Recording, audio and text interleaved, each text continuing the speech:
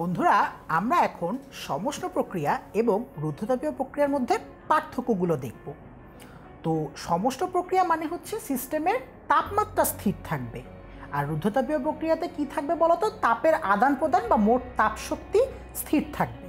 অর্থাৎ এক্ষেত্রে মূলত ডিকিউ 0 হয় আর এখানে টিটি 0 হয়। ঠিক আছে, কারণ হচ্ছে তাপমাত্রার পরিবর্তন হবে না, আর এখানে হচ্ছে তাপশক্তির আদান প্রদানের কোনো পরিবর্তন হবে না।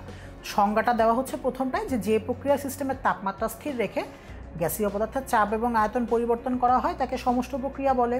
আর যে প্রক্রিয়া কোনো সিস্টেমের তাপশক্তি স্থির রেখে চাপ, আয়তন এবং তাপমাত্রা ইত্যাদি পরিবর্তন ঘটানো হয় তাকে রুদ্ধতাপীয় প্রক্রিয়া বলে। সমষ্ণ প্রক্রিয়াতে তাপমাত্রা স্থির থাকে, আর রুদ্ধতাপীয় প্রক্রিয়াতে মানে তাপমাত্রা স্থির থাকে কিন্তু তাপটা স্থির থাকে না, মানে ডিকিউটা নট ইকুয়ালস টু 0 হয়। আর এখানে ডিকিউটা ইকুয়ালস টু 0 হয় কিন্তু ডিটিটা নট ইকুয়ালস টু 0 হয়, মানে তাপমাত্রা স্থির থাকে না কিন্তু তাপটা স্থির থাকে আবার। আচ্ছা, এটা একটা ধীর প্রক্রিয়া, ওই যে বলেছিলাম সমষ্ণ প্রক্রিয়া মানে ধীরে ধীরে করে যদি করা হয়, তাপ দেওয়া হয় তাহলে হবে। আর এটা হঠাৎ করে প্রক্রিয়া মানে অত্যন্ত দ্রুত একটি প্রক্রিয়া হবে। আচ্ছা, সমষ্ণ প্রক্রিয়া হওয়ার জন্য সিস্টেমটি পরিবেশের সাথে তাপীয়ভাবে সুপরিবাহক করা হয়, অর্থাৎ খুব ধীরে ধীরে ধীরে ধীরে তাপশক্তি সরবরাহ করে গ্যাসের চাপ এবং আয়তনের পরিবর্তন ঘটানো হয় সমষ্ণ প্রক্রিয়াতে।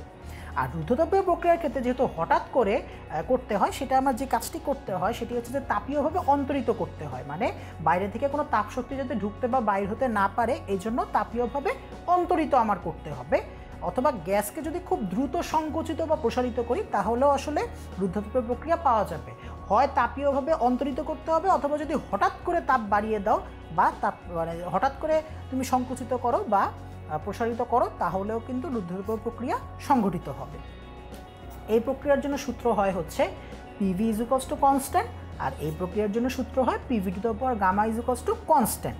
সমষ্ণ প্রক্রিয়ার ঢাল অপেক্ষাকৃত কম খাড়া হয়, আর রুদ্ধতাপীয় প্রক্রিয়ার ঢাল তোমরা জানো সমষ্ণ প্রক্রিয়ার থেকে গামা গুণ বেশি খাড়া হয়। এই ছিল সমষ্ণ এবং রুদ্ধতাপীয় প্রক্রিয়ার মধ্যে পার্থক্য।